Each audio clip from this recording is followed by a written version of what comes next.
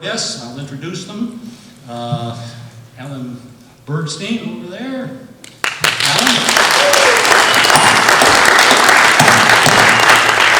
Alan is the co-founder of B'nai B'rith Chapter in East Hampton, New York, and former chair of the Zionist Organization of America, the South Palm Beach Chapter. He's taught at Florida Atlantic University and has lectured at various forums throughout South Florida. Among other activity, he writes a column for the BizPac Review, an online publication with a conservative perspective. Jack Shifrel, boy, how long have I known you, Jack? Going back years. 30 some odd years. Yeah, I think so. Jack Shifrel, a well-known Democratic Party activist in Broward County. He served 6 terms as president of the Margate Democratic Club and has been elected 8 times to the Broward Democratic Executive Committee. He's been a delegate at every Democratic convention since 1980. Did you miss going out there in the balloon drop at this convention in Charlotte? It was an extraordinary experience, but it hasn't been everyone since 1980. I've been to 4. 4, okay, all right. And Tom Trento at the far end. Tom is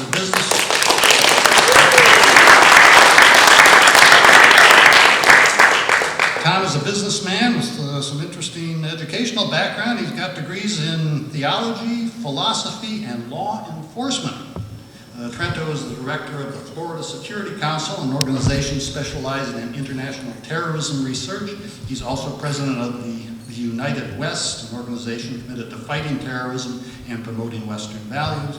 And we've got 2 down from me, or 1 down from me, Rabbi Barry Silver. He leads the Lador Vador Reformed Congregation in Lake Worth. Lador Vador means from generation to generation, and the congregation focuses on people learning about their Jewish heritage and traditions and passing their knowledge on to others. Rabbi Silver also is a civil rights attorney. Before I begin, I'd like to have some time for us to basically remember the 2 people who were killed by the terrorist actions in Benghazi. Are those? 4. Well, we only know the names of 2 of them. But we know that there were 4. There were 4, but we just know the names of 2 of them. Do you have that list there, Tom? I do. That you gave me? The 2 names were Ambassador Chris Stevens. Ambassador Chris Stevens. And Sean Smith. And Sean Smith, who was an ambassadorial assistant. 2 of the 4 who were slaughtered in Benghazi. I think we should commemorate them with a few seconds of silence. I appreciate that.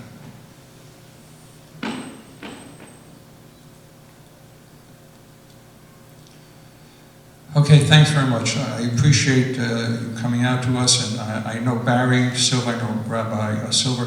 I don't know Jack Shifrel, but I'm proud to be on the stage with him. I understand, I just found out he was a member of the Democrat National Committee, so everything that comes out of Jack Shifrel basically is official and comes from Debbie Wasserman Schultz and the Democrat National Committee. So I'd be interested in what he has to say on the topics. I'm not really Republican. I'm a conservative, independent. I don't vote straight party lines. I voted for Bill Clinton. I was unhappy with the first Bush. I vote for the individual. If the individual suits my purposes, I vote for that person. If Barack Obama were to run on the Republican ticket, I would not vote for that guy. I believe that a person who tells me, as they often do, I've never voted for a Republican in my life and I never will, well, that's basically a form of fascism, the one-party system, and I don't go along with that. So I would like all of you who have the tendency to vote for the one-party system, for this particular election, forget about that and vote for the candidate. I was raised in a Jewish liberal home. My father was a socialist. A couple of months ago, if he were to hear me talking about being a Republican, independent Republican, he would absolutely have fits.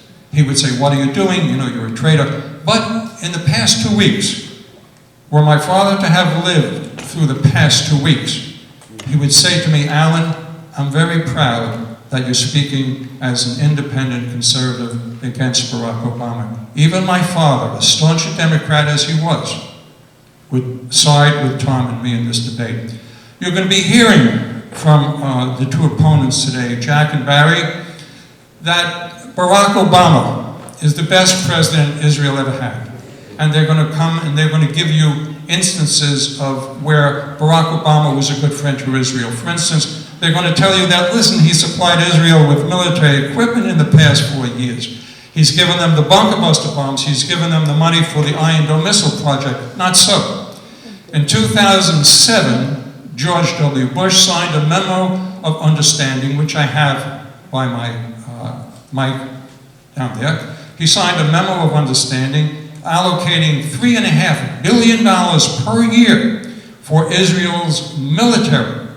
In fact, Barack Obama in his 2012 budget, which was defeated unanimously by the Senate, had not 1 cent for the Israel Iron Dome project. You're also going to hear them say, listen, look what Barack Obama did. He had Susan Rice, our ambassador to the United Nations, veto 2 proposals that were anti-Israel. One proposal was for the statehood of Palestine. They're going to say he voted against that. Look how he sides with Israel. That's not so. The year before, in 2010, when he addressed the General Assembly, he looked at the Palestinian delegate and he said, next year, hopefully, you will be a member of this body. He was pushing for Palestinian statehood. Then you're going to hear them say that Susan Rice also vetoed the declaration by the Security Council, which blasted Israel for its expansion of the settlements. She did vote to veto that condemnation of Israel. However, it was not of her will, neither was it of the will of Barack Obama, because before that vetoing, she said explicitly, I condemn the building of settlements. The United States feels that it is an illegal act. Hillary Clinton, Secretary of State, said ditto. She said the expansion of settlements is illegal. And Barack Obama as well said the expansion of settlements is illegal. But she vetoed it. So I ask you a question. Why did she veto 2 Palestinian proposals? Because this is 2012, and on November 6th, Jews are going to go to the polls. He wanted for Israel to sort of feel, and you, the voter, to feel that he is for Israel. But I'd like to remind you, before you go to vote on November 6th, remember what Barack Obama said to then President Medvedev of the Soviet Union a couple of months ago with an open mic, which he didn't know was open, and you got the truth, which is a rarity in the situation with Barack Obama, but in an open mic you get the truth. He said to Medvedev, go home, tell Vladimir Putin that I can't support the Russian policy now, but after the elections, I'll have more basically of a free will. So he said, the elections are hampering me from doing what I want to do. And I am telling you that Barack Obama says, 4 more years, look what I've accomplished in 4 years. Now I will be unhampered by Jews withholding their funding from me. Jews contribute 65% of the Democratic funding, and they also contribute 78% of their votes to Barack Obama. He cannot mess around with your vote, so he's playing games with you. 4 more years, and Barack Obama is going to show you on November 7th, if, God forbid, you wake up and he's elected president, he will start forces against Israel that will totally, completely amaze you. Next, we have to understand that people speak for Barack Obama. We have people speaking for him in the United Nations, Susan Rice, and we have people speaking for him against Israel. 1 minute. Okay, we have Michael Gutmann, our ambassador to Belgium. He said earlier last year to a group of Jewish people in Europe, he said, why there is Muslim hatred for Jews, it is because of the Israel's lack of compassion for the Palestinians. We had Leon Panetta say to Israel, get back to the damn bargaining table. Israel has been begging the Palestinians to go to the bargaining table since 1948. And then we had Hillary Clinton, who harangued Benjamin Netanyahu for 45 minutes on the phone dealing with settlers. In closing, my opening closing, I am concerned that if you vote for Barack Obama because you think he's a friend to Israel, once he gets elected, that shroud, that mystique shroud, will be pulled away and he will show you exactly what he is, an enemy of Israel. Thank you very much. Thank you, Kingsley. And while we have our differences politically, unlike so many people in today's political environment, I'm glad that we can be cordial and friendly and professional to each other. I've considered you a friend for a lot of years, since around 1980, I think it is. I think it is. That was when I was elected to the school board. Yeah, it was around that time. And your paper endorsed me. Thank you. Belated. I don't think I'm going to need the 8 minutes for my opening. I just want to kind of lay the groundwork a little bit and say a couple of things. And actually, I guess I really don't have to say very much of anything, because I guess Joe has looked at my notes and has found out what it is that I'm going to say, because he told you beforehand what I'm going to say. He said Jack is going to tell you and Barry is going to tell you. So if he believes that, I don't know how he would know, since the irony, of course, of that is that I really don't have any notes. I have my heart. I have my experience. I have my head. I have whatever knowledge I have gained, and I have what I have paid attention to as hopefully an informed voter and somebody who is active politically. As Kingsley mentioned, I am a member of the Democratic Executive Committee, have been for, actually this was my 9th time being elected. I am not a member of the DNC. I don't know where that came from. I happen to have been an elected delegate to the Democratic National Convention. So that DNC, I happen to participate in as an elected delegate. Debbie Wasserman Schultz is a friend, but nothing that I say, either informatively, hopefully, or in response to anything anybody else said, should in any way be interpreted as an official position of the Democratic National Committee or Debbie Wasserman Schultz, or the president for that matter. I just share with you, as Irma said, my private thoughts as an individual. I don't even speak, even though I have the privilege of serving on the management committee for the Broward County Democratic Party. I am here as an individual, grateful for the opportunity to share my thoughts and my concerns on the current crisis in America. I'll concede that in many ways we are in crisis, but it's not just America that's in crisis. We live in a world that's in crisis. From the Middle East to Pakistan to Europe, economically and politically and geopolitically, in every way you can possibly imagine, there are extraordinary concerns. What makes the crisis that we're going through now more dangerous than other crises that we've had is that we are not opposing a nation state as we have in the past. When we had the Soviet Union as our primary foe, and even with the advance of China in the way that it has, that was something that we could at least have diplomatic involvement.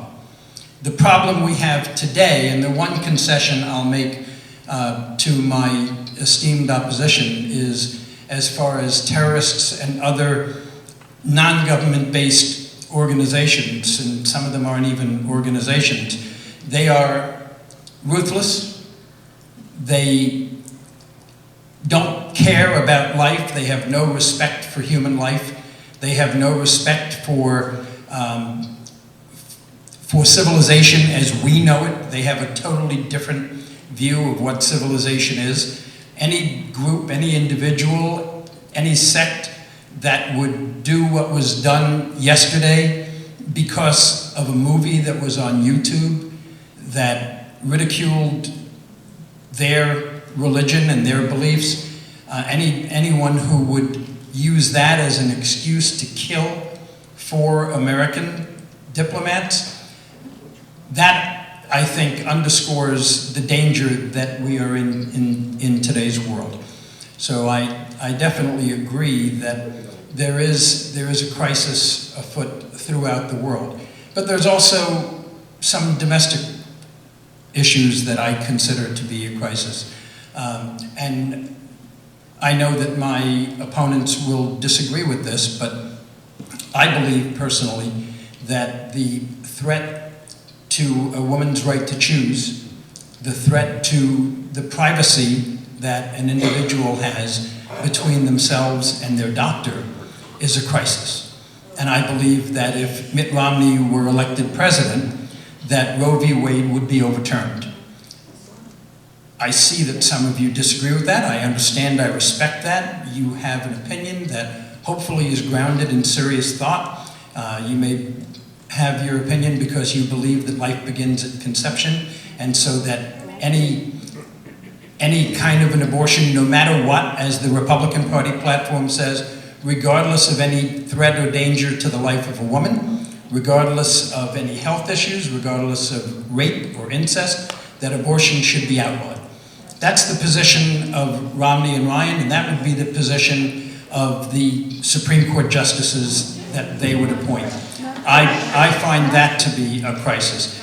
I find their approach to Medicare, where they would turn it into a voucher program, I find that to be a crisis, or a potential crisis. I find their obvious intent to turn Social Security into a program that is privatized and tied to the stock market.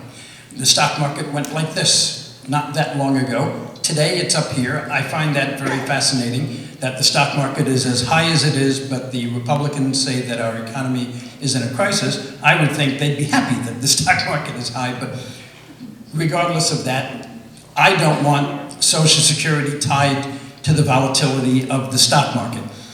There are many other issues. I understand that in this particular forum, there's going to be a great emphasis on the Middle East, and particularly the relationship that the United States has with Israel. I certainly respect that concern. I am Jewish. I was raised in a Jewish household that my father was president of a B'nai B'rith Lodge in Sheepshead Bay in Brooklyn for a number of years, and very, very active in ADL and other organizations. My brother is extraordinarily well involved in ADL nationally and internationally. He's made numerous trips to Israel. My mother was an officer in Hadassah. So I have deep roots and deep concerns. But you know, just as we have people here, such as my esteemed opponents, who have one position on Israel, and other people like myself and Rabbi Silver who have a different position. You know, there are people in Israel who have differences of opinion on these subjects as well. I hope that you'll keep that in mind as we go along and after the fact. Thank you. Thank you.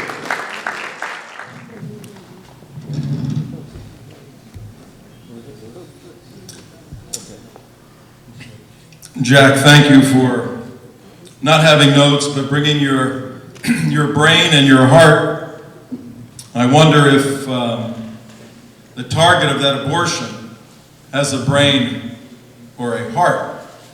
I have found in the third debate in this series of 4 that the left, the Democrats on the left, have to camp on the abortion issue as the most critical, important issue, not only on the face of the earth, not only on the globe, but in this election, and nothing else matters. Everything else is secondary or comes in third over a woman's right to, in my opinion, kill an unborn child. That's not my opinion, that's a scientific opinion.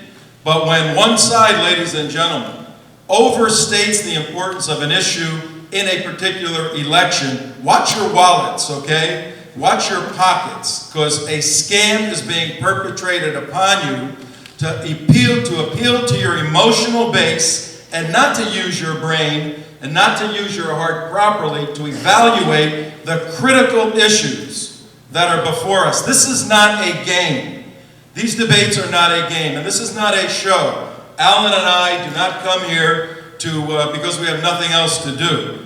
Our desire is to stimulate the thinking, particularly of those who are lockstep into the leftist, democratic, hardcore, nothing else will matter position, and to say something, whether confidently or softly, that may just cause someone to start thinking more seriously about this moment in history that weighs so very heavily, as we've seen over the past 24 hours.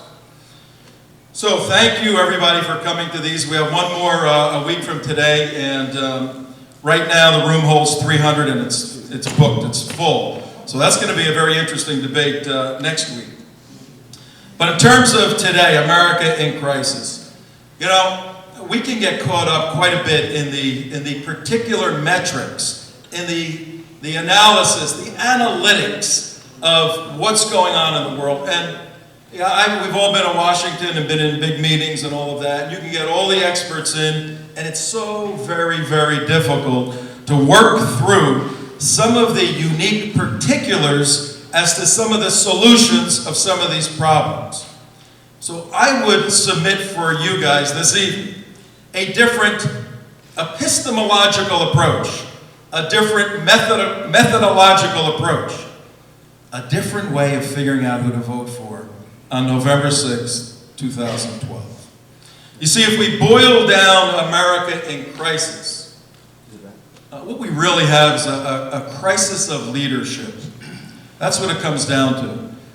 Many in this room and many viewing by the internet TV know a leader when they see that individual.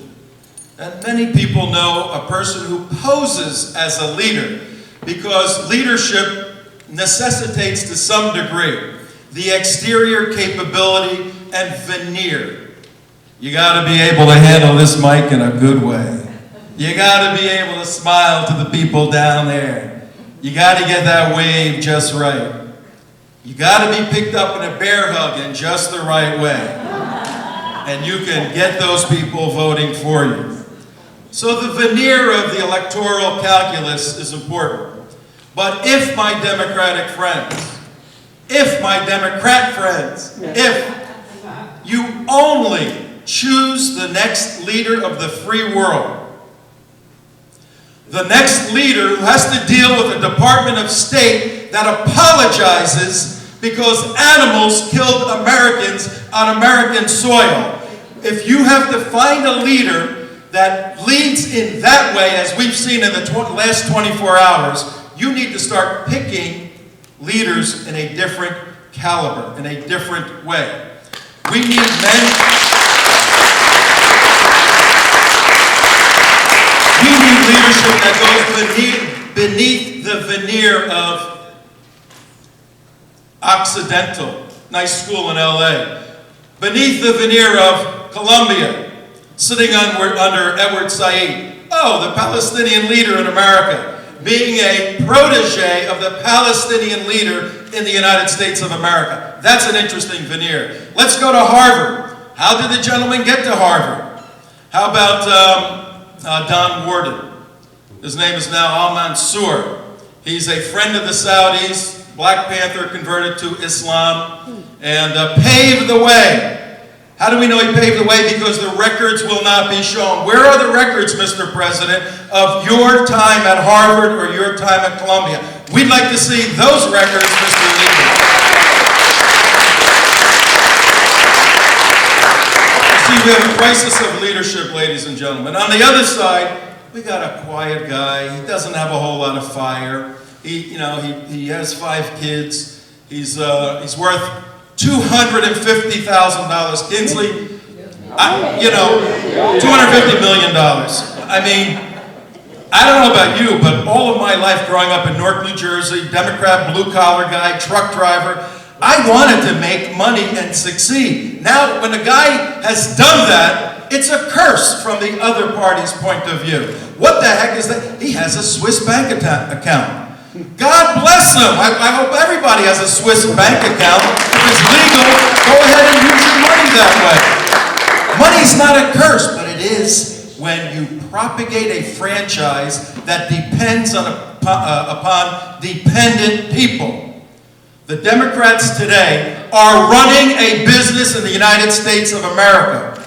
That business is to maintain dependent people so that they can provide just enough sustenance to make that person vote for them so they can keep that cycle of their business operating to such a point that they control the political system.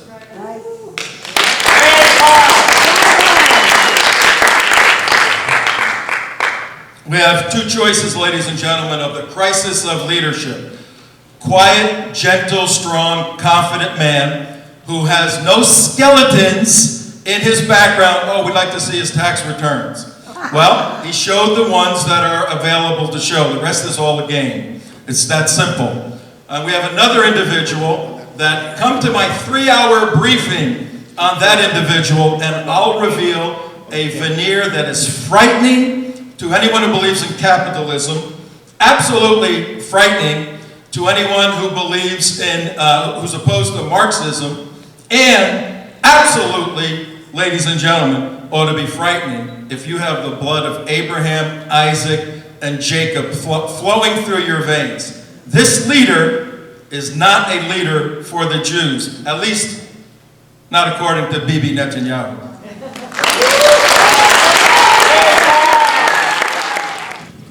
It's a pleasure to be here. I'm here with my mom. She's part of the Generation to Generation, Lador Vador.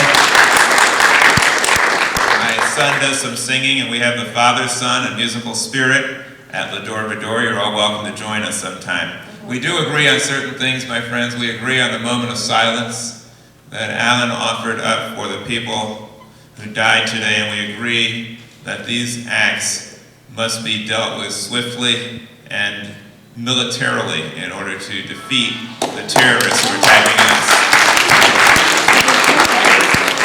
Now, Alan said he was just kind of settled in here, and it kind of was difficult for him to take all this stuff and get up here. And a lot of people in the audience, you're settled in. You're settled into a certain way of thinking. And it's very difficult for you to pick yourselves up and move out and to think in a different way. But I'm going to ask you to see if you can do that. And if you can, then maybe this evening will be a successful one. And I thank Irma for not giving up. You see, this is the debate that was almost banned in Broward when Hadassah pulled out and said, nah, too touchy, too controversial. But Irma showed that one person can make a difference. She persevered, and here we are. I love debates, I love discussions, and I like being with these two gentlemen, with Alan and Tom. I urge you also, read his book, watch his film. I appreciate what they do. They speak out clearly about threats to this country, threats that I'm concerned about, and I do believe that they are really doing a great job in alerting people to those threats, and I compliment them on doing that.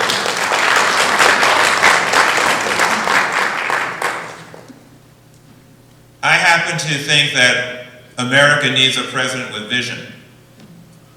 And therefore I understand why they are so infatuated with Romney. He's got vision. In fact, he's got double vision. He has double vision on abortion. He's in favor of it and then opposed. Double vision on Vietnam. He supports it, then opposes it. Of course, he supported it for other people. He thought it was great for other people to go die in Vietnam, but he took his deferments. We call that a chicken hawk.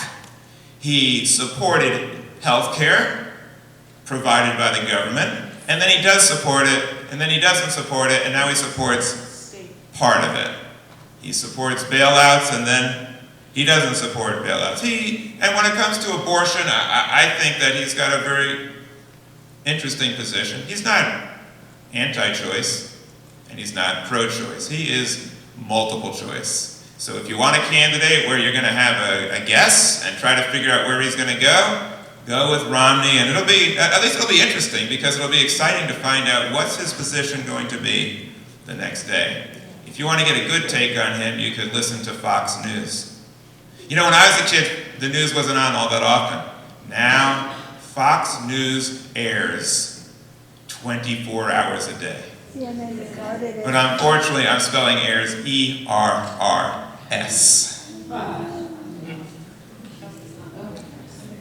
Ryan is also an interesting choice. Ryan's name is very similar to his mentor. If you take the name Ayn Rand, A-Y-N, and then the first initial R, and you put it together, you get Ryan.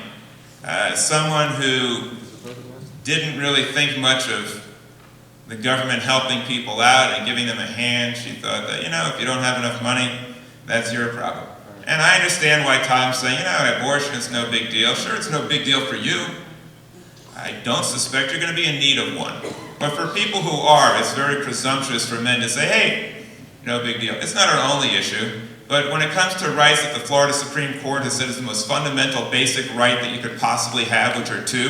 One, when you check out of the world and under what circumstances, like right to death. And two, whether you're going to bring life into the world. To some people, that's significant. And for a country to say, well, you know what, we're going to let religious fanatics make that decision because we don't think women should be able to do it, that's significant. I understand that helping the poor might not be a big deal. You're not poor. But for people who are homeless, and for kids who can't afford medical care, that's a big deal. But you know what? We're too serious about this. I think it's time to lighten up a little bit. My name's Barry. I'm going to sing you my take on Romney in my baritone.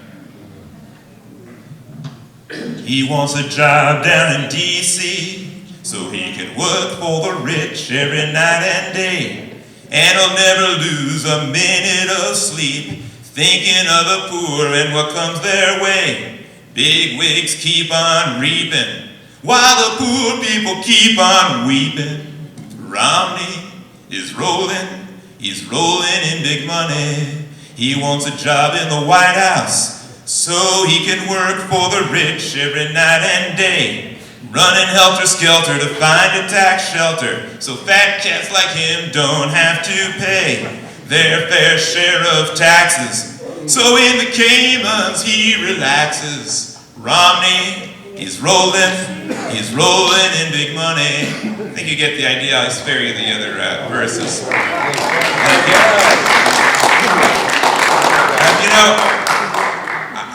I would like to have a candidate who says that he does what Romney says he's going to do. Romney says he's for the economy. And I would like to have a candidate who's going to help the economy. Here's the problem, though, my friends. When you depend on oil and fossil fuels, you are propping up the economy of our enemies. When you come up with a fiction and say, you know what, I'm going to develop every piece of land in the country. I'm going to destroy the planet. I don't really care about the earth. I'm just going to destroy it and use it as a commodity because that's what I do. I'm a business guy. And I'm going to use it all up. It's a pipe dream. It's mythology or mythology. It's Mitt Romney or mythology to think that you could really find enough oil to liberate yourself from the foreign oil of the oligarchs and the world who's dancing chic to chic with them. There's only one solution, and that is fossil fuel independence. Anything else is a fuelish pipe dream to think you could do it. And we should seek fossil fuel independence. Because he is completely ignorant of global warming and believes some kind of nonsense about somebody with some tablets and being able to translate them and being able to discover eternal truth through that, because he'll believe stuff like that, he'll believe anything. And so he doesn't believe science and he doesn't believe in global warming. Global warming is destroying the crops of the planet as the Midwest burns. That hurts the economy of this country. Global warming is creating drought. Global warming is harming the country with hurricanes and other things that it's going to cost a lot of money to fix. The economy is greatly harmed by someone like Romney. It's also harmed when people who are responsible and can't afford to have more kids and seek family planning and want to limit the size of the family are told that you're not allowed to do it, the government's not going to do it, you go ahead and have all the kids you want, and we're going to pay for that. That is going to be the biggest budget buster in the world. And I don't want to be around in a country that's going to be telling poor people and others who are not ready for children, too bad. You're going to have all the kids you want every time you have sex because we don't like contraception and we don't like abortion. That's a problem.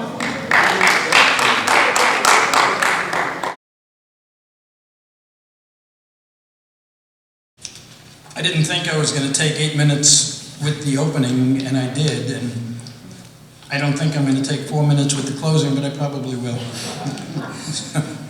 You know, what's interesting about this dialogue, and I much prefer the term dialogue to cross-examination. I think cross-examination is kind of a hostile, you know, word. What is most interesting is what we didn't talk about. I understand the obsessive fixation with Islamic extremists. I understand that that's something that drives some people, and it's an important cause for them. I'm concerned about it as well. I just don't see an Islamic extremist in every person who practices Islam. Matter of fact, I am absolutely certain that every person who practices Islam is not a dangerous Islamic extremist. Some of you may have read an article in the newspaper, in the Sun Sentinel recently, before the convention. It talked about the odd couple politically. It just so happened coincidentally that I ended up having a roommate at the Democratic National Convention who was a Druze. He's Islamist. He was one of the nicest people that I've met. He had very, very similar concerns on issues that I have, and that many of you have. He lives here, he's lived here for a number of years, at least long enough to have a master's in finance and to have an excellent position in the community and to be a good, decent human being. And he just happens to be a member of an Islamic sect. I would suggest that before you broad brush every person in this country and around the world who is either a Muslim or practices Islam as being extremist or being dangerous or being a terrorist, that's like saying that every Catholic rapes choir boys and altar boys. It's just not true. It's totally unfair. It's just as unfair. It's just the way it is. Things that we didn't talk about. We didn't talk about Social Security. We really didn't. We didn't talk about the lie that Social Security is going to go broke. We didn't talk about Medicare. I'm 66 years old. I receive Medicare. I'm glad that I do. I do not, as Republicans do, consider Medicare to be an entitlement. I paid a lot of money into that system for a very, very long time. And Medicare is there when I need it to be there, and I want it to be there for my children and for my grandchildren. The way it is now, not as a voucher program, which is what Romney and Ryan would like to see it be. Public education, we didn't talk very much about that. Matter of fact, we didn't talk at all about that. I'll focus only on one aspect of public education, and that's Head Start. Some of you might believe that Head Start is a waste of money. It's not a good program. The heck with these poor little kids. Like Romney said, he doesn't particularly care for the poor. But I believe that Head Start is a vitally important program. And if we elect Romney, we won't have Head Start. If we re-elect President Obama, we will have Head Start. Pell Grants, student loans. There are so many issues that we didn't talk about. I hope you'll think about them seriously and not be just a one-issue voter. That's what I really want to caution you about more than anything else. And I'm not pointing a finger at any one person, so if it doesn't apply, don't take it personally. But there's no doubt in my mind that there are people in this room and people outside of this room who are focused on one solitary issue. Look at everything about the candidates and make your decision wisely on who would best lead this country. I believe it would be Barack Obama. Thank you. Thank you, Jack. I give Jack credit for knowing the dance. He dances around the subject. What he didn't want to tell you, but that the one subject he doesn't want to talk about, that most of us are concerned about, is Israel. He could not get out the word Israel. I am concerned about Israel. That's one of my main topics. I'm also concerned about education. I was a school principal in the South Bronx. And I tell you right now that Head Start is money thrown out. It's basically a babysitting program. But let me tell you what I'm frightened of. In Brooklyn, we used to say, I'm scared. What I'm scared of is waking up on November 7th, finding out that Barack Obama has won the presidency of the United States. Then it's all over. He has 4 years to do whatever the hell he wants to do. Let's go back a little bit to his history. I mentioned his terrorist friendships. And Jack said, well, they were just acquaintances he bumped into when he went to the public supermarket. Not so. He was close friends with all of these people. Barack Obama's first phone call, his first international phone call when he took office, was to whom? International. Wouldn't it be to England? Wouldn't it be to Germany, Merkel? Wouldn't it be to Sarkozy? No. It was to Mahmoud Abbas, the terrorist leader, who planned the 1972 Munich Olympic massacre. He was a finance chairman for that. Barack Obama speaks fluent Arabic. In 2007, he was on Nicholas Kristof's radio show. Nicholas Kristof, the columnist for the New York Times. He recited by heart. He recited by heart an Arabic prayer. In Arabic. And he said that that is some of the most beautiful music on earth. Then we have the leaks that came out concerning Israel. Israel had plans with Azerbaijan, the nation just north of Iran, to have its bombers stationed in Azerbaijan, bomb the Iranian oil fields a couple of hundred miles away, go back and refuel, because Israel could not use their airplanes on the 1,000-mile trip. That was leaked out by our federal government. Also, Leon Panetta leaked out the days that Israel might attack Iran. Also, we're hearing that according to Hillary Clinton, and I'd like to read this to you if I may, Monday, Secretary of State Hillary Clinton told Bloomberg Radio, when asked about setting red lines to prevent Iranian nuclear weapons, we're not setting deadlines. We have more time to do everything we can to bring Iran to a good faith negotiation. Of course, we have sanctions against Iran. 13 nations around the world, including China and Russia, are removed from those sanctions. They can import oil from Iran. Iran is not suffering. Whoops, I'm sorry. The Iranian leaders are not suffering.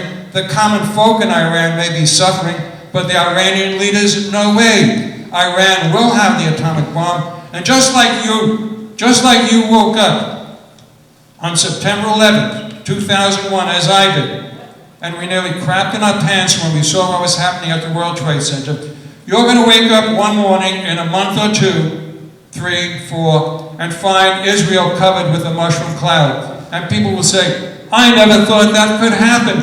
Our government said that they were years away from getting an atomic bomb. When Ahmadinejad gets that bomb, he will use it against Israel, make no bones about it. And Hillary Clinton, Barack Obama are playing footsie with Iran so that Iran will get the atomic bomb, even though Barack Obama says he thinks that they will use it for peaceful purposes. Nonsense. On November 6th, make sure you vote for the individual against Barack Obama. I don't care who runs against Barack Obama. You vote for that person who runs against Barack Obama. There's a lot of kids out there who know the Shema, and they'd be thrilled to know that they're fluent in Hebrew. Just because he knows a prayer doesn't make him fluent in Arabic. Fluent in Hebrew? Let me finish, please. But Chris Stevens, who we did mourn, the one who's the ambassador from Libya, he learned Arabic because he wanted to be able to communicate with people.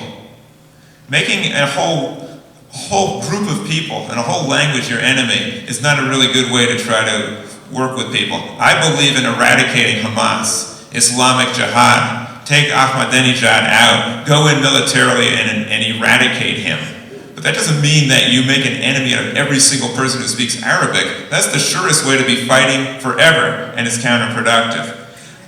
I want a candidate who's pro-life, and Romney isn't. He would sacrifice the life of a mother for a fetus. He has nothing to say about gun control. He doesn't mind if crazy people have automatic weapons, no background checks. That is the biggest threat to life. I'd like some extra time now. Because the people who don't believe in gun control are willing to put up with a mass shooting a mass killing every so often, every few weeks or so, and well, I guess that's just the price we pay because I'm a fanatic and I don't want to have any restrictions. I want someone who's pro-life and is going to protect the life of the people. I want someone who's pro-life and is going to protect health care, so that if somebody's poor, they can still have access to health care and not wait till they get into an emergency room and the doctor says, sorry, there's nothing left we can do. I want someone who's pro-life who's going to protect the life of the planet, because the life of the planet is how we all live. And I want someone who's actually pro-life. I want someone who's pro-Christian. I want someone who believes in Jesus, not who says he does, but who actually likes to help the poor. Not someone who says, I'm not real concerned about the very poor. That doesn't concern me. I want someone who believes in the words of Jesus, who said that it's easier for a camel to get through the eye of a needle than a rich person to get into heaven. Who said, if you want to follow me, give away all your wealth. What does he need so much money for? I mean, if he's really religious, isn't it a... Okay, please. I want some more time. Please please have the courtesy to allow Rabbi Silver to finish his message. I want someone who doesn't just say he believes in Jesus. I want someone who actually follows his teachings, and someone who really cares about the poor.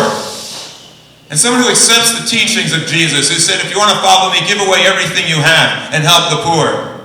I want someone who is actually conservative, who's going to conserve the values of this country, who's going to conserve what makes this country great. Listen to the song, America the Beautiful. You'll see it's the planet, it's the environment, it's the earth that makes this country wonderful. I don't want someone who's going to start saying, I believe in God, and I want everyone to say God, and I want it in my platform. I've seen enough of people who want to mix church and state. I've seen what happens when people say, I believe in God, and I want my God to be merged with the state. I've seen it in the Crusades. I've seen it in the Inquisition. I've seen it in the Salem witch trials. I want someone who believes in reason, not faith. I believe in Thomas Jefferson's words. And that's why he didn't put anything about God in the Constitution. Someone who thought that reason was important, who had enough of these religious wars. I'm tired of people saying that that God's on their side. And as far as global warming goes, I'd love to see the conservatives and the liberals get together. You guys think the liberals don't know what they're talking about because you just haven't done the research and you don't want to believe. You're like the guy who said, I've read so much about smoking causing cancer, I've decided to give up reading. You try reading for a minute. You try looking at the facts. I'd like to invite the conservatives to join with the liberals. You think the liberals are crazy? Work against global warming. Stop fossil fuels, and guess what will happen? You'll see that not only will the environment get better, the economy will get better. If the United States could come up with an alternative source of energy, we would be able to have people giving us all their wealth so that we would be able to reap the benefits instead of giving all the wealth to the Arabs. And finally, it would also do a great job as far as helping bring people together and helping security. If the United States didn't get oil from the Arabs, then we would be more secure. Thank you very much.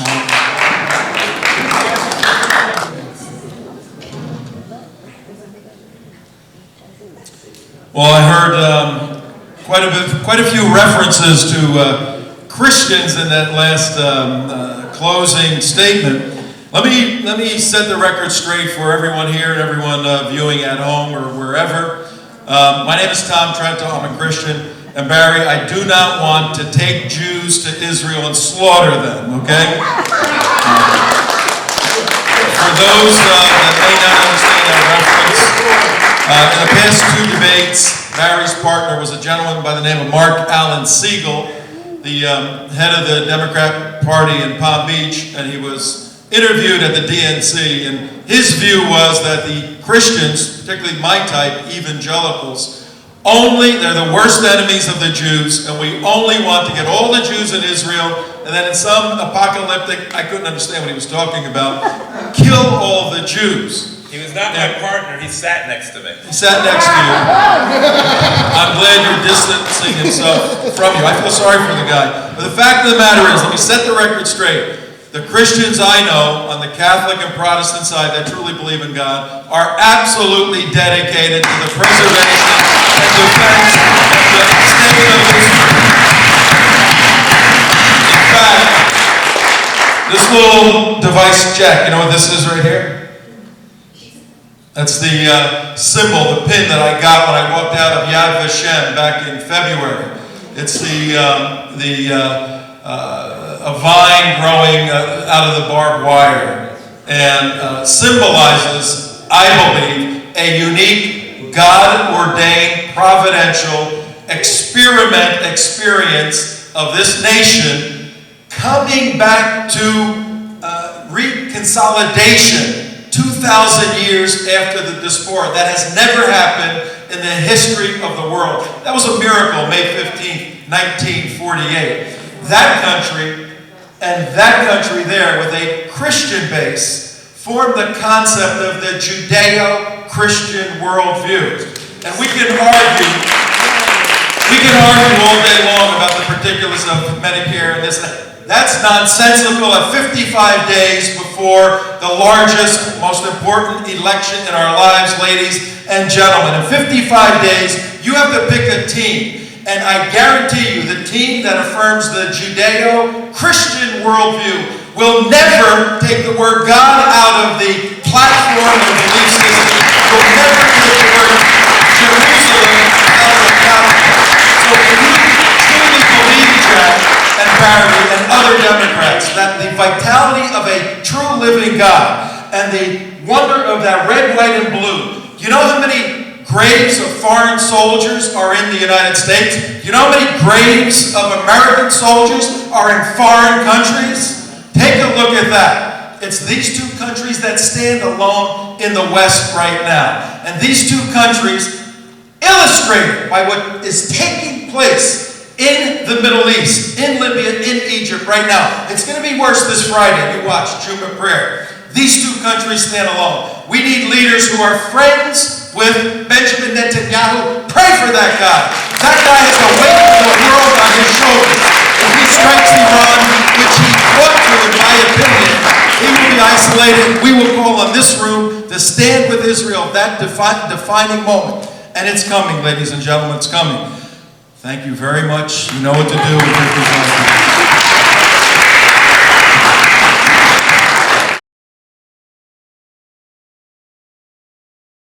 Now we're going into the cross-examination part of this, the question part, and we're going to reverse the order on this, and I see that Rabbi Silver, you're going to be the first one. Thanks so much. I have a question for each of you. Alan and Tom, did it bother you when Mitt Romney was running the Olympic Games and decided not to have a moment of silence for the Israeli athletes when he was in a position to do so? I'll let Tom go first. Yeah, I don't know the particulars, but... well, you know the particulars. Don't be modest. He ran the Olympic Games in Salt Lake City. He had an opportunity to have a moment of silence. The people who were family members of the Israeli athletes had been asking for 40 years. When he was in it, maybe it was 30 years. And they wanted a moment of silence, and he decided not to do it. And then this time around, when the whole world was asking for a moment of silence, he was silent. Even though he could have used his position as a former head of the Olympic Committee, he said nothing until Obama said something. Then he said, oh yeah, me too, and still didn't use his influence. Does that bother you that he would not have a moment of silence? Yes. Okay. Alan, what about you? It bothers me. However, was he the chairman of the Olympic Committee? Did he have oversight and overview over the entire Olympic performance? Or was he just the host chairman in Utah? You tell me, was he just the host chairman? Does that really matter? Let's say He was not chairman of the Olympic itself. He was not the chairman of the Olympic Total Committee. He was just the host guy. I don't think it was his responsibility to do that. Okay. So in your opinion, someone who's in a position to speak out, someone like you speak out on the issue, don't you? You're not running the Olympics. Let me ask the question. You ask me a question. You speak out on the issue. Let me answer the question. Why shouldn't Obama, Romney, regardless of what his position is, regardless of what he's the chairman, the host, the honor, whatever it is, why shouldn't he speak out? That doesn't bother me. Okay. I do feel that he should have spoken out as an individual. Okay.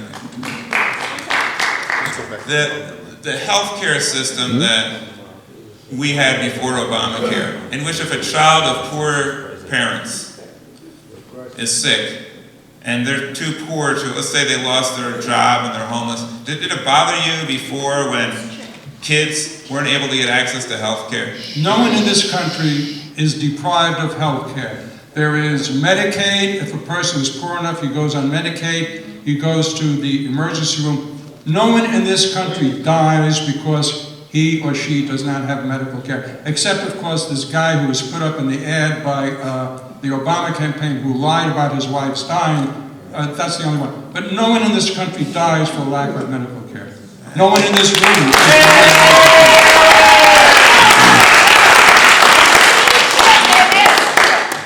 I'm glad you're clapping. I personally know people at Westgate Tabernacle who are homeless who did die of lack of Medicare. You might want to visit sometime and find out. Let me ask you something else. As far as you're concerned, or your family members are concerned, would you be comfortable in a system in which the only time you could ever seek medical care is when it came to go into an emergency room and all other medical care wasn't available? I'll ask that to Tom. Is that a type of system that you think is fair and worthy of this country?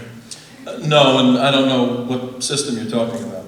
Well, Alan was just saying, hey, you know, if you're sick and you're poor, you can go to the emergency room. So to you, the medical care is perfectly adequate for the homeless and the poor. Before Obama tried to even it out a little bit, no problem. In the United, is that a question to me? Yeah. Well, when you have every wealthy person and every potentate from all over the world coming to the United States for health care, it indicates that this system is pretty good. And to revamp it in a way that's going to destroy the economy and allow, if you're so concerned about the end of life situations, the doctors I speak to tell me, Tom, they're 75 years old and above, they're gone. It's a crapshoot for those guys. It indicates it's pretty good if you're rich. Okay. But not so if you're poor. 4 minutes is up. Barry Allen. Alan is next.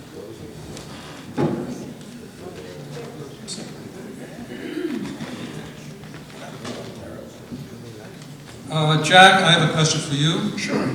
A question that no Jew, no Democrat Jew has ever answered for me.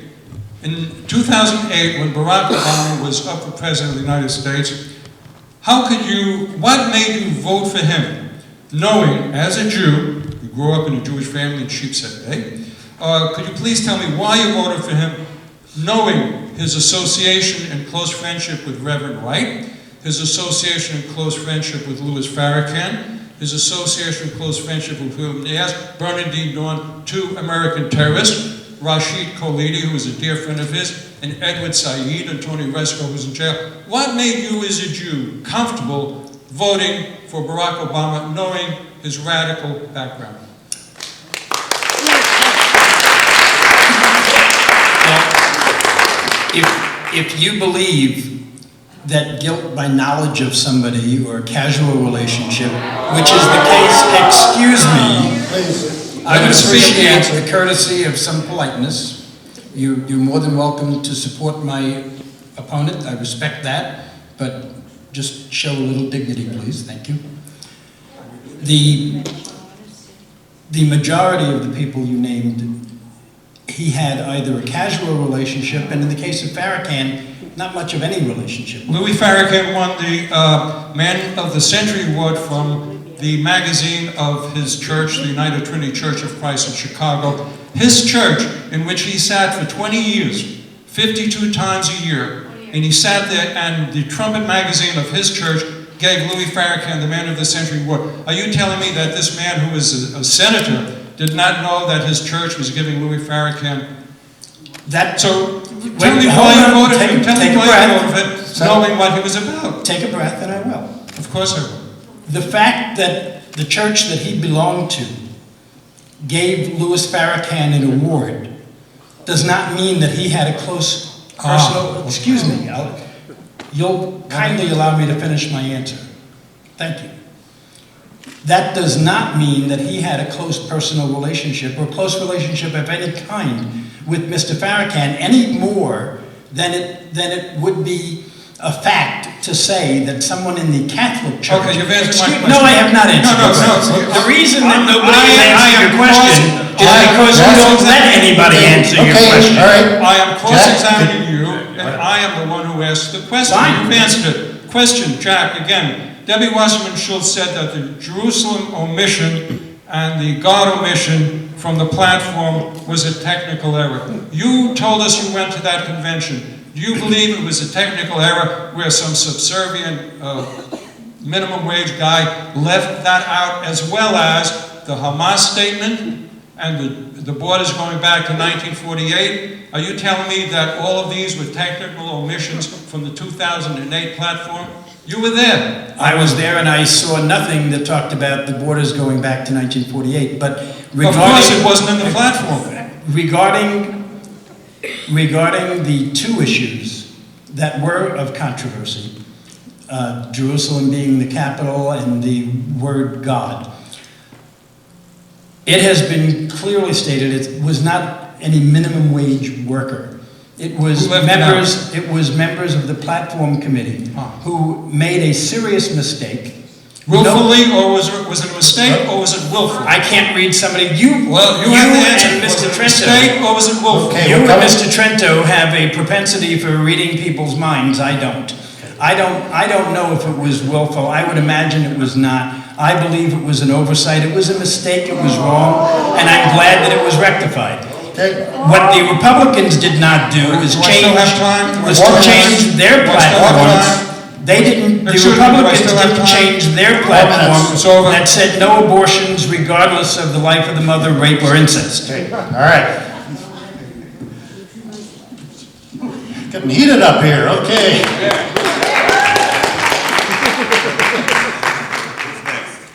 And Jack is next.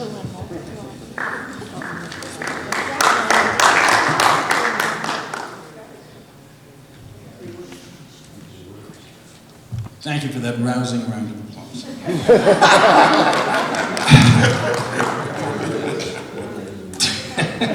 This is for either one of you, actually. The subject of Barack Obama's relationships with people that you would feel are unsavory, and people, some of whom I agree are. I am no fan of Farrakhan, and I believe the Reverend Wright is somebody who I would never want to have anything to do with. But when George W. Bush at the Texas... Please let them ask the question. If you don't like the question, I want to ask any questions you don't like. How's that? You want me to do that? Never mind. Just kidding. I will ask questions you don't like. Some of you, anyway. When George W. Bush held hands with a Saudi prince on his ranch in Texas, what was your reaction to that? First of all, my reaction to that was, I was so happy he didn't bow to the guy. And then my other reaction, and I thank you for bringing that up, Jack, because George W. Bush shook hands with the Saudi prince on his ranch, I promise you that on November 6th, I will not vote for George W. Bush for President of the United States. I will not vote for him. You're welcome for the softball. Tom? My colleague gave the best answer there is, you know. But in my opinion, I do not like the Bush-Saudi relationship. And probably we can go, let's see, back to Clinton and Ronald Reagan. We can find some back there too. But I think these people want to go forward.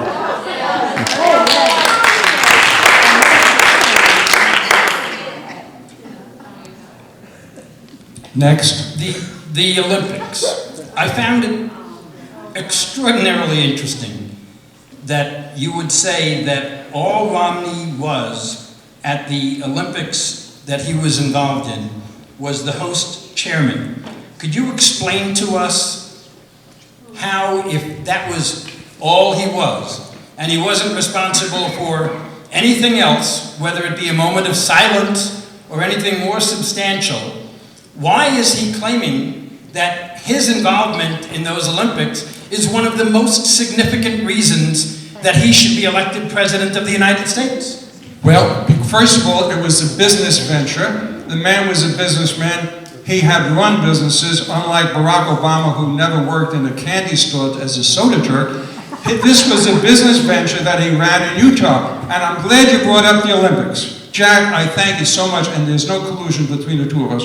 But why is it, a response to you, I'm Jewish, so I ask you a question, a response to a question.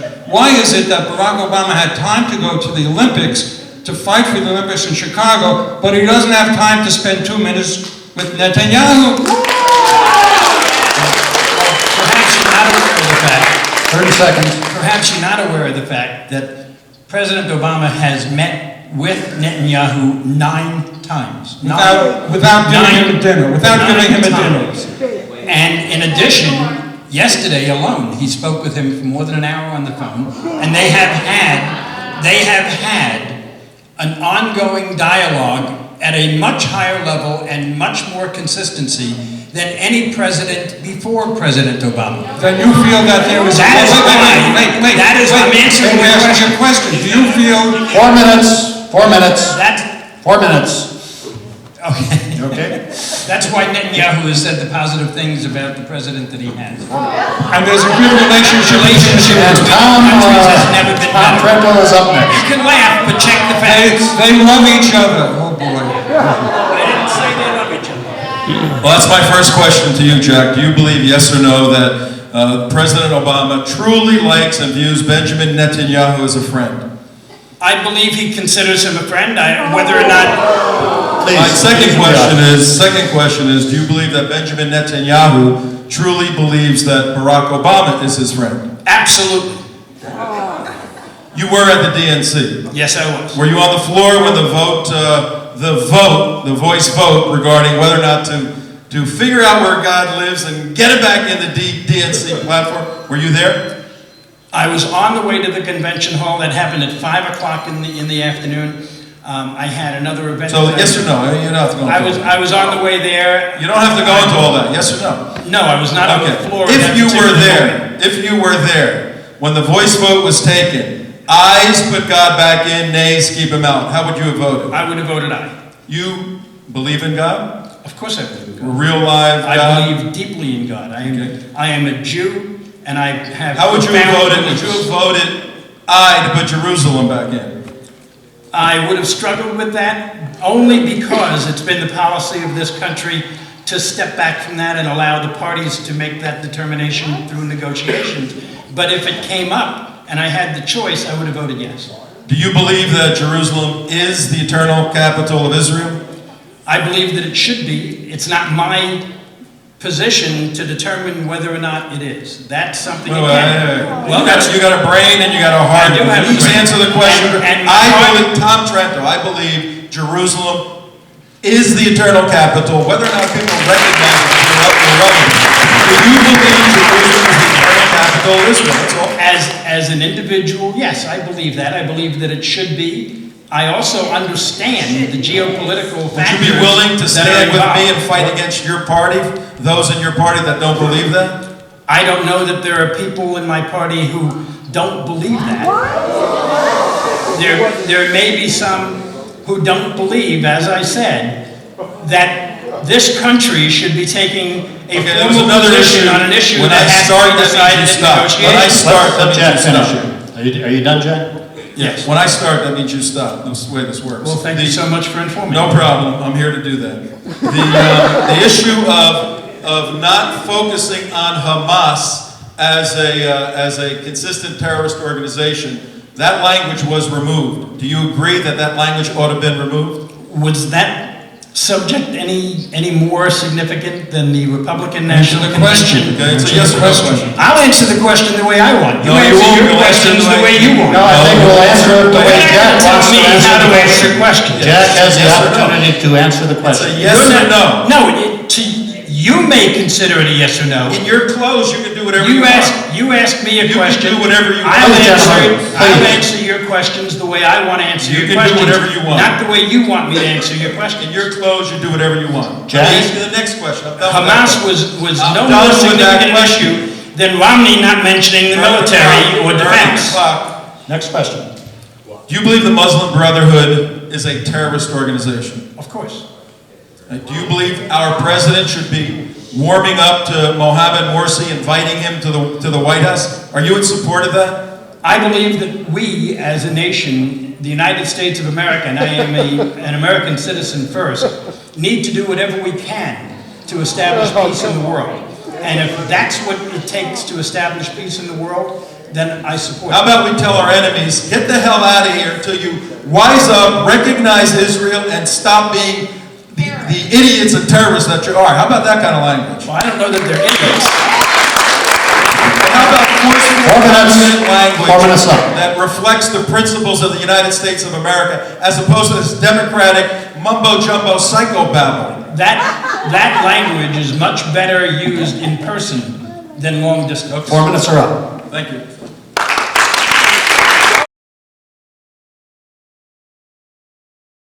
Everybody hear me? Now we have an opportunity for some questions from the audience. Once again, these are questions from the audience. These should not be speeches from the audience. Trying to ask questions for these gentlemen. And I do request as much civility as we can manage. Okay? Who is first? Over here. Just. There we go. I'll ask one while we're going over there. Gallup recently released a poll, 2012 poll, that stated that 50% of the Jews do not support Israel. Can you comment on that? 53%, actually. I'm not going to take your word, no disrespect, but Yeah, well, I don't know that poll ever existed. We've got a computer right there, we'll show it to you. Actually, 78%. That 50% of American Jews do not support Israel? That's correct, sir. I'm not aware of that, and that I would find that Well, to be if that shocking. poll was true, which it is, what would you have to say about that? I would say it's shocking. And I would Would that say... explain the floor vote on there, sir, on the ground, that 50% of the Jews were against on the floor vote? I don't believe that one thing has anything to do with the other. No. That was specifically regarding Jerusalem being the capital, and that's the vote that was under controversy, was whether or not Jerusalem should be, that the United States should support Jerusalem being the capital of Israel. That has nothing, that does not correlate with support for Israel per se. Next question. I would like to ask Rabbi Silver, how do you feel about the fact that President Obama refused to answer questions when the reporters spoke to him today regarding the tragedy of yesterday? He just made a statement, and then he was asked by a reporter, is this a declaration of war? And he turned around and he walked out with Hillary Clinton. Yeah, I find that reprehensible. I'm not sure why a president would have an opinion that I'm not going to answer questions that the entire world wants to know. I don't think that makes any sense, and it's not just Obama, it's every president I've ever seen. They just refuse to answer all types of questions, and I don't get it, and I think it's wrong. Next question. During the Clinton administration, there was a law passed that anyone who got financial aid on welfare, had to work. This president, and it said in that law that it could not be changed except by the Congress. But this president changed that. Would you folks please answer that? Barry, Jack, why would he do a thing like that when that program was working so beautifully? Well, I don't know where you get your information other than on Fox News, but that's absolutely incorrect.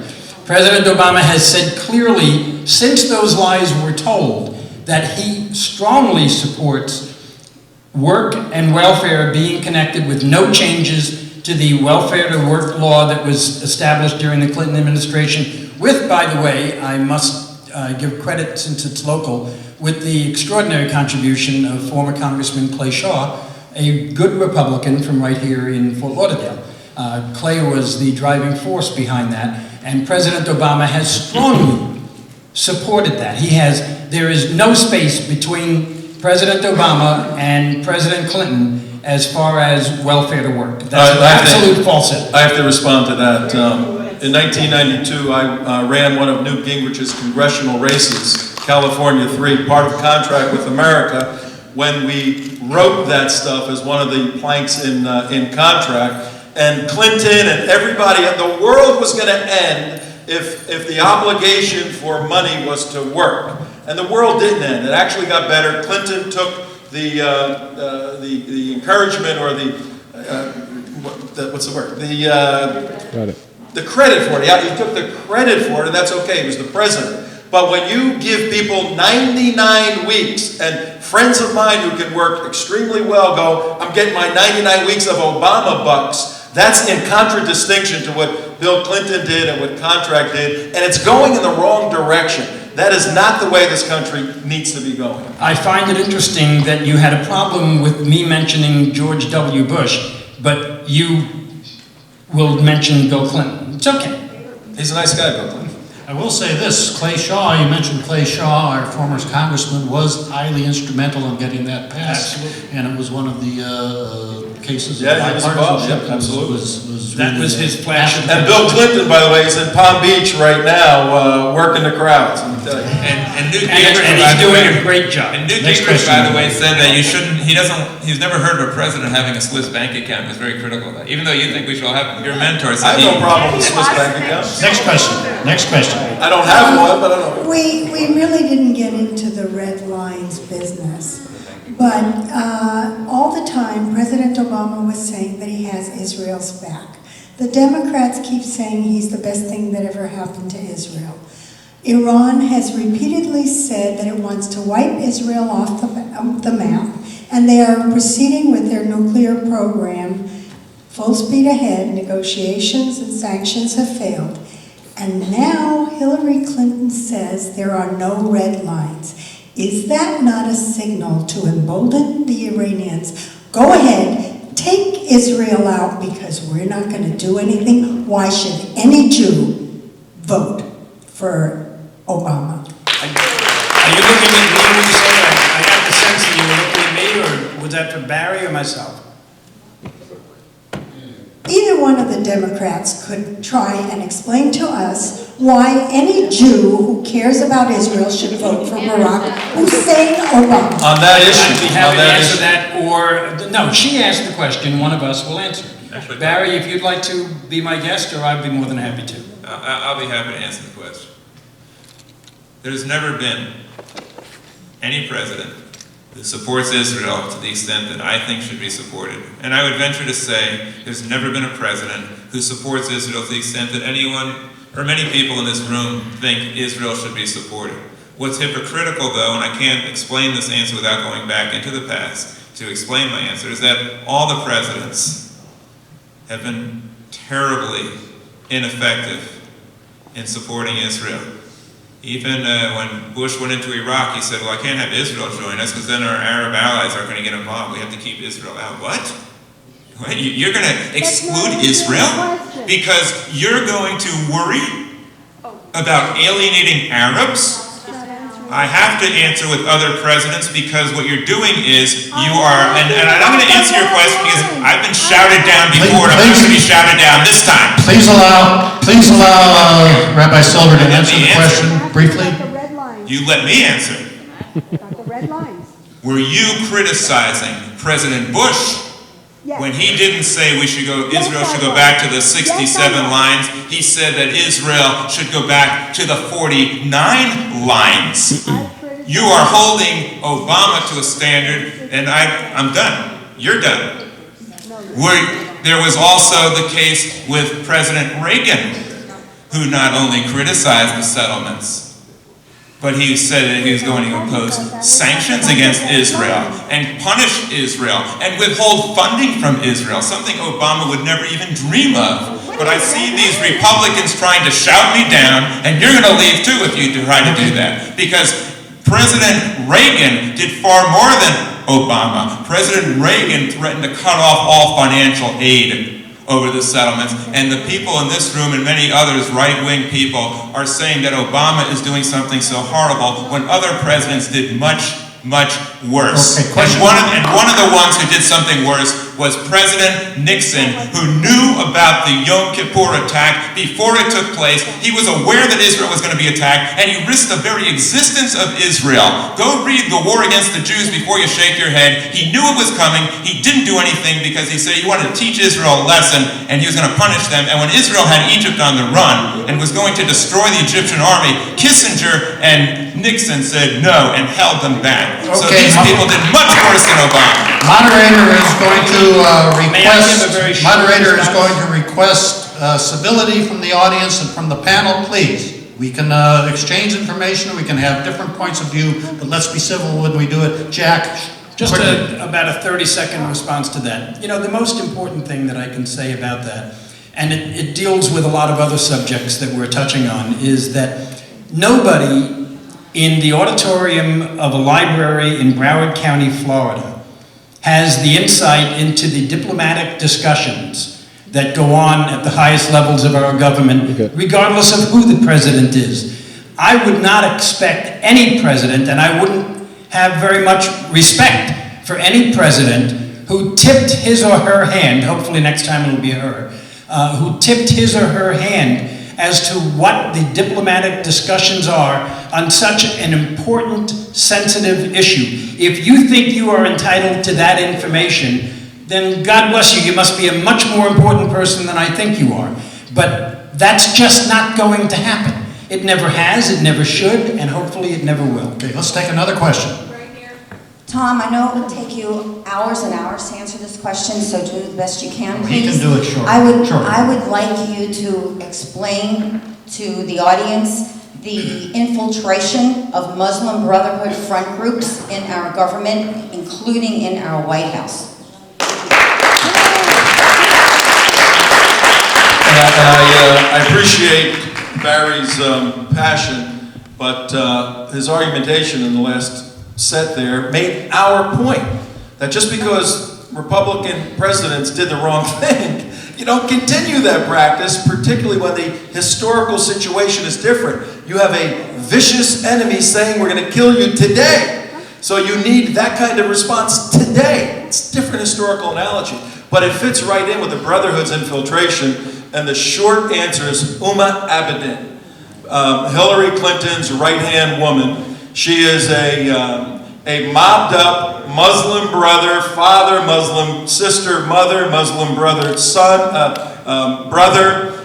So mobbed up it isn't funny. And we were involved in that whole investigation of who she is. And all we wanted to know was, did the DOS actually do the proper vetting and investigation, or did she get a waiver? Because if you read the DOS, Department of State requirements for top security clearances, there's no way in the world she could be appointed an assistant to the Secretary of State with her background. Impossible, unless there was a waiver. If there was a waiver, we want to know why. That's all Michelle Bachmann asked, and all hell broke loose because everybody's afraid of the answer.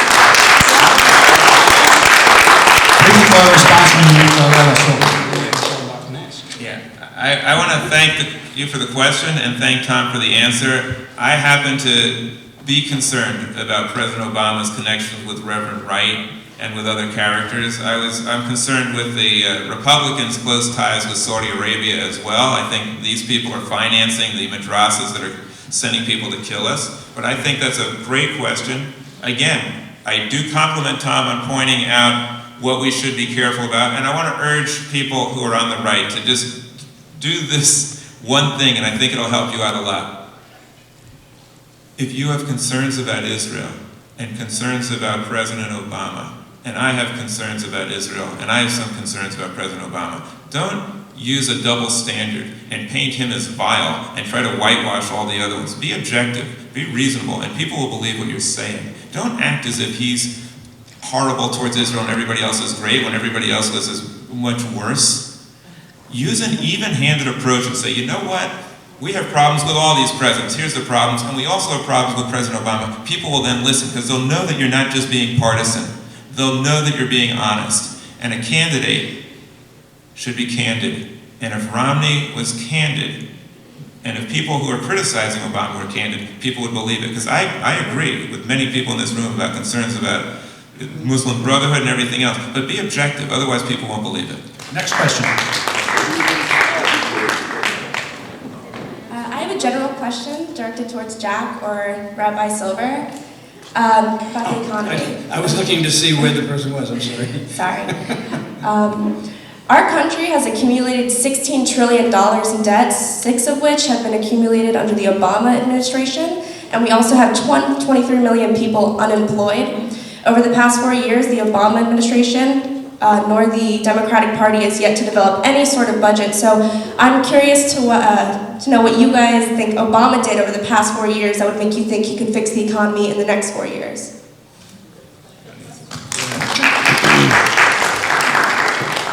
Well, you know, who's that to? The question was to myself and Jack, I think, first, but we'll have time for rebuttal on this. I think she knows what your answer would be. Oh, now you're reading my mind. I knew you'd say that. I'm going to surprise you. I believe I'm going to surprise you with my answer. When President Obama had a Democratic majority in Congress, I believe he should have paid more attention to the deficit, to the debt, to the economy of this country. I believe that was a mistake. I understand the obsession, if you will, with healthcare, and I understand that he was focused more on that by far than not only anything else, but probably everything else combined. I still do believe, especially in hindsight, which, you know, we can all be Monday morning quarterbacks, I believe that he should have done more and presented more to Congress. That being said, in the last couple of years, the Republicans have been nothing less than obstructive when it comes to trying to pass a budget, trying to do something about the economy. That subject is one where both parties share blame. I don't know why, again, because we're not being invited into those meetings, but for whatever the reasons are, both the Democratic leadership and the Republican leadership have, as the expression has come to be popularized, kicked the can down the road. I think it's very dangerous. I think it's a serious mistake. I wish that we would, as a nation, as a leadership in our nation, would be handling it differently. I don't really disagree with you, except for the fact that I think that the Republican Congress in the last couple of years has been at least as bad, if not worse, than the Democrats were before. There's plenty of fault to go around. Do we have a response from the right? This is with reference to the budget. I have a short one, but again, I'll do this. With reference to the budget, under Harry Reid and the Democrat-controlled Senate, in 3 years, there has been no budget passed by the Senate. Ryan has proposed budgets which have passed through the House, but they have been stopped cold in the Senate. There have been no budgets passed in the Senate. Barack Obama has not met with his budget committee in the past 6 months. He has not met with his job group in the past 6 months. This man has spent more time playing golf, fundraising, and campaigning. He has not had a press conference since January, an open press conference since January of 2012. This man is not concerned with the budget. He's not concerned with anything other than to get re-elected for another 4 years. Real quick, Very simple way of looking at this. If you owned a Fortune 100 company and you had an opening for a CEO and an assistant, and you had an opening in that same company for a corporate events organizer and an assistant, and in walked Romney and Ryan, and in walked Obama and Biden, who would you want in those two positions? But if I wanted a leader, I'd pick Barack Obama as opposed to Mitt Romney. Okay, next question, please. See, he knew what the right answer was, and he had to kind of rehabilitate. Okay, this is directed at Rabbi Silver. Sure. To change the subject a little bit. It's a two-part question. The first question is just yes or no, over here. Do you believe in cap and trade, which this administration would like to push? I think it's a good tool, but there's a lot better ones. So that's yes or no? Yes, I like it. You like it, okay. My question is, with all the billions and millions of dollars which have been spent on stopping greenhouse gases, one of which is CO2, which we're doing right now, can you quote, without using the IPCC, which is the International Panel on Climate Change, scientists to say them prove fraudulent, can you quote me any facts that have shown the temperature has changed one iota since they put billions and millions of dollars into this to try to change the climate? Yeah, I'm not sure if you understand the depth of the problem. Sounds like she doesn't think there is. But do you think that money's been spent to where it's made any change, and they want to go further with sustainable development? If you want, I'll try to answer the question. Okay. But from your question, I can tell you don't quite get the problem. The problem is the most significant environmental problem to occur in this planet in hundreds of thousands of years. Please let Rabbi Silver answer. The last 3 times I've tried to discuss this, I'm shouted down, and I'm reminded of whenever I try to talk to someone who's brainwashed, they always shout me down and don't let me answer. Whenever someone doesn't let me answer, I know that I'm attacking some type of security belief system, and they get very nervous. So if you let me finish, I'll be happy to do that. And if it bothers you, I apologize. The problem of global warming is so vast and so significant that the experts have said that the time for change and to try to do something about it has probably already come and gone. It's so overwhelming that what we're doing now is taking a tiny minuscule step which does nothing. What we need to do is exceptionally radical behavior in order to try to deal with this incredibly complicated and very serious issue. For instance, as the CO2 goes higher and higher as a percentage in the atmosphere, the global warming keeps going. We're going to be facing rising CO2 based on all the things we've been doing for the last 50 years. If we were to stop producing any CO2, it would be almost impossible. It's still going to increase. But with a population that is growing exponentially and everybody using more and more CO2, it's going to take a radical change. So the changes you're talking about, I think, okay, it's okay, but it's a drop in the bucket. What you need to do is completely end the use of fossil fuels. We also have to do something that conservatives find impossible. Conservatives hate the thought of conserving, which is rather unusual. What you actually have to do is you have to conserve, like we did in World War II. We ration. We have to realize it's an emergency. There's people in this room who say Islam's an emergency. They've studied it. They get it. Alan's and Tom have researched it. They got the problem. The rest of the country, a lot of them don't realize it. We've done the research, and scientists have done the research, and the scientists who know the most have done the research that Tom's done on Islam. And they say this is a crisis, like Islam is. But there's people in this room who don't get it. The polar ice caps are melting. Greenland is becoming a swamp. The forests in the United States out west, you name all the states, they're burning all I don't think this is a question we're going to answer fully right now. That's true. Let's go on to another question, please. This question is directed towards Mr. Trento. Do you prioritize spending on our military over spending on social programs? No, it's not a legitimate breakdown. The spending ratio of the military to the social programs is minuscule. But the essence of your question is, should we cut back on the military and provide all the benefits and all the gifts and all of that to this class that's the dependent class? And the answer is no. We ought not be doing that. It's always a matter of degree. Once a government controls 40, 42, 43, 45% of the gross domestic product, the money that's generated, it's controlling your life to a degree that conservatives don't want it to control their lives, and history has proven ought not, because you suppress the individual vitality to get out and succeed. And part of succeeding necessitates maybe failing. So no, I don't want to, I have no problems with cutting the military budget where necessary, but we're in a very dangerous world, and we ought not be making dumb choices now so that illegal immigrants who ought not even be here can be wooed by the Democrats to vote for the next 50 years and totally turn this country upside down. Next question. Is it possible to ask one question for everybody to answer? Yes. Great. If they will promise to answer them briefly. Could you talk about your thoughts on the two-state solution in Israel? Okay, if you want to start. The two-state solution is basically a fallacy.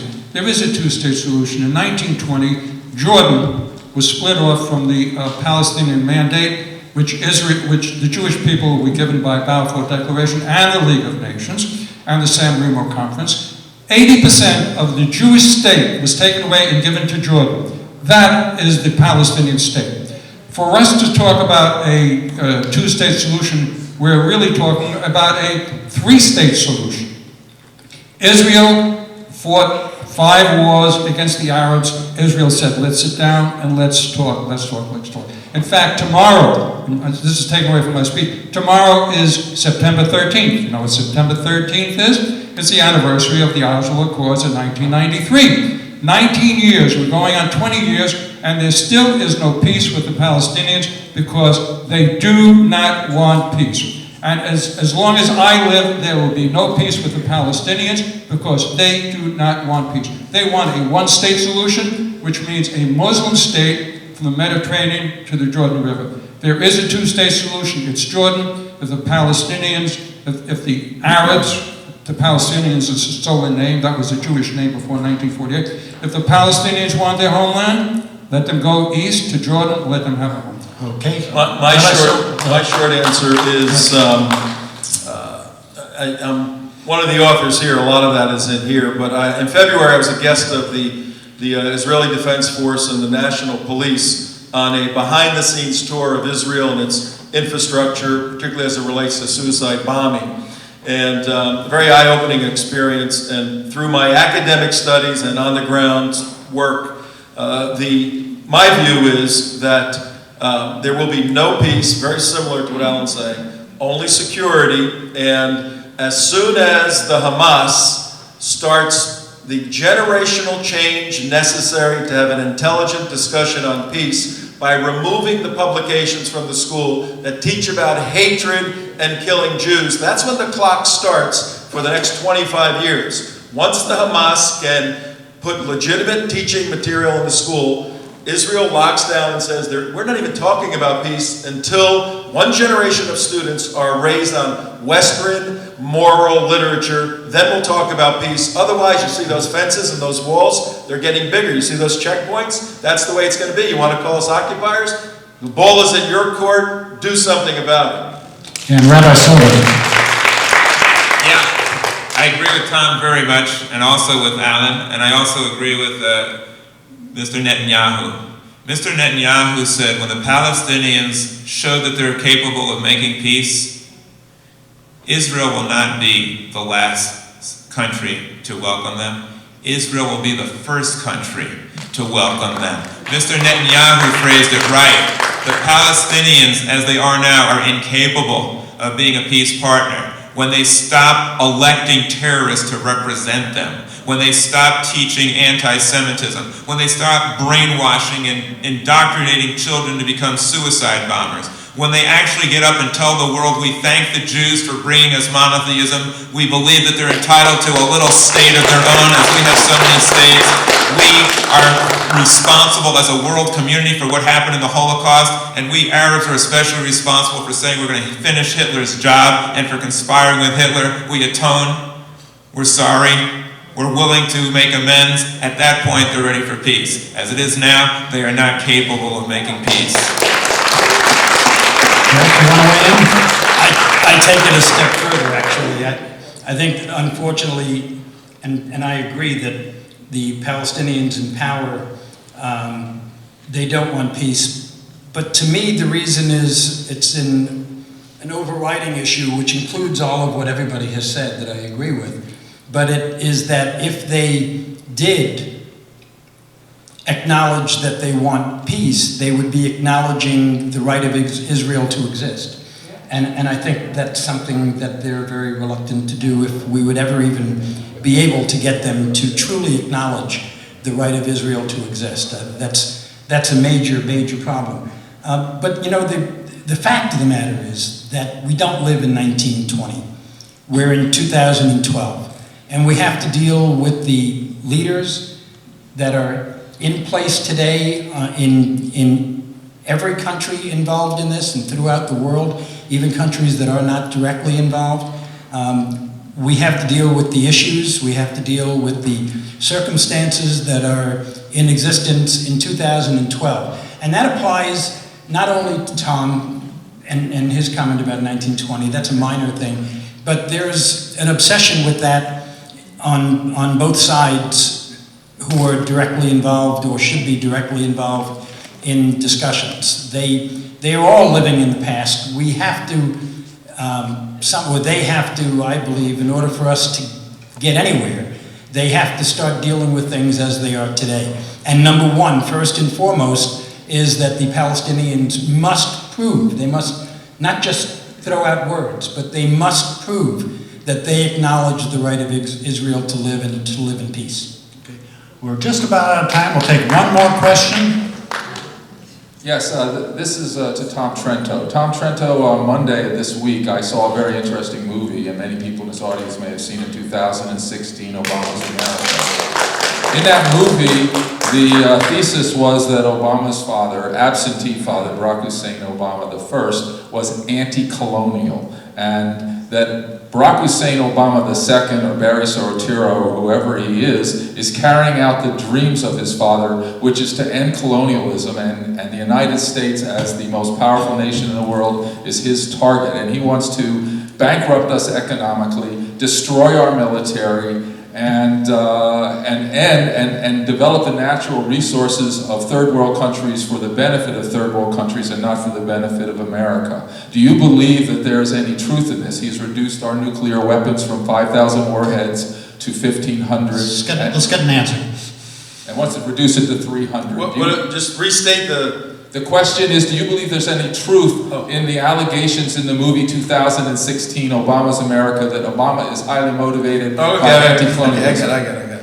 Yes, I've read the book, The Roots of Obama's Anger by Dinesh D'Souza a couple of years ago. I actually do a lot of teaching on that. Saw the movie, and I'll correct the preposition you used, of, dreams of my father. It's actually dreams from my father, which includes a mystical component between his father's spirit and legacy and him today. So it's a whole different deal. And when you study the very difficult childhood of Barack Obama, and my heart bleeds for him growing up as a kid with all these different fathers and sex perverts and communists and all of this, you can see how somebody can become narcissistic, dependent, have psychological problems. And then when he's just put on a pedestal because of his veneer, then you have an individual that I have to disagree with you, Barry, who I think has a dedicated worldview, anti-colonial. He needs to make an egalitarian world by decreasing the military and financial capability of America, and that's exactly what he is doing, and that's dangerous.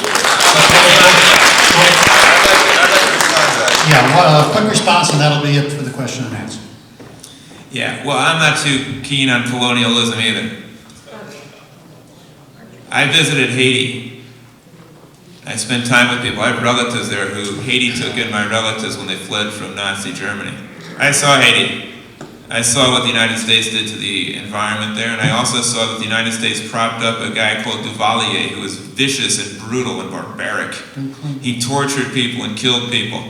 That's colonialism. The United States supported that. The United States supported people like that, like Osama bin Laden, Hussein. We've supported a lot of really vicious, horrible, nasty, ugly people. And we're now destroying rainforests in Brazil and destroying the planet all over. It's what Aiken would call a legitimate rape of the planet.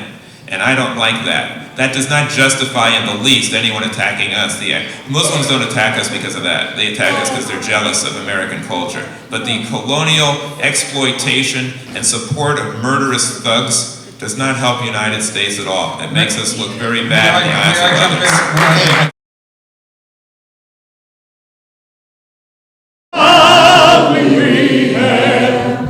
As the twilight's fast gleaming, with bright stripes and bright stars, through the perilous fight, o'er the ramparts we watch, words so gallantly streaming, on the rocket's red glare, of bursting eagle, gay through the night, not a flag was still there.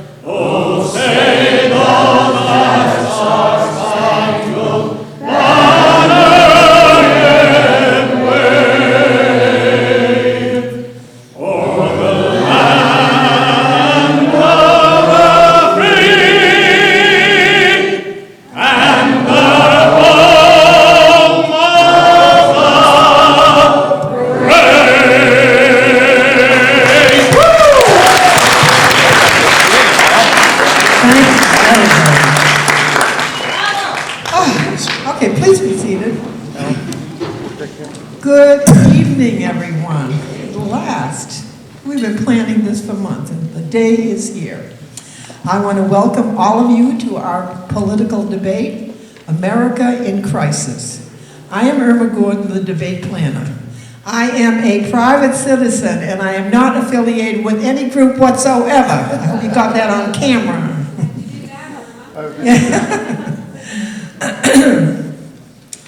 I want to thank the United West for sponsoring and live streaming this debate. Tom Trento, thank you very much. Tom's book